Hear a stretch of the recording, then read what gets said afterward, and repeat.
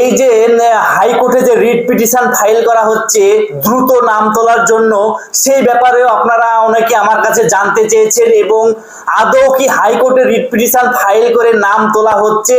তো এই ব্যাপারে আজকে আমি আপনাদের সঙ্গে কিছু সংক্ষিপ্ত আলোচনা করতে চাই। তো আপনাদেরকে জানিয়ে রাখি, যে সমস্ত ডিলেট ভোটাররা রয়েছেন তারা দ্রুত তাদের ভোটার লিস্টে নাম তোলার জন্য হাইকোর্টে রিট পিটিশন ফাইল করছেন এবং হাইকোর্টে যে একটি অর্ডার দিচ্ছে সেই অর্ডারটা কিন্তু কেউ আপনাকে দেখাতে চাইছে না। তো এই অর্ডার আজকে আমি আপনাদেরকে দেখাবো।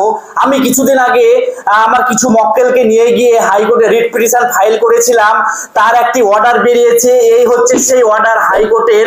3 মাসের ভিতরে, অর্থাৎ এই অর্ডার পাবলিশ হওয়ার 3 মাসের ভিতরে সে যদি সঠিকভাবে তার ডকুমেন্টস হিসেবে প্রুফ করতে পারে তাহলে তার নামটি তুলে দিতে বলা হয়েছে। তো এই হচ্ছে সেই অর্ডার, আপনারা ভিডিওটি পজ করে দেখে নিতে পারেন এই হাইকোর্টের অর্ডারটি। তো আপনারা অনেকেই বলছিলেন যে দাদা হাইকোর্টের রিট পিটিশন ফাইল হচ্ছে কিন্তু আমাদেরকে একটু অর্ডারটা শো করে দাও, তাহলে আমরা হাইকোর্ট করব। আপনাদেরকে আমি হাইকোর্ট করতে বলছি না, আপনাদের নাম ট্রাইব্যুনাল আছে, ট্রাইব্যুনাল থেকেই উঠে যাবে। যারা ইমার্জেন্সি গ্রাউন্ডে আপনার নাম তুলতে চান তারাই একমাত্র শুধু হাইকোর্টে আসতে পারেন, রিট পিটিশন ফাইল করতে পারেন।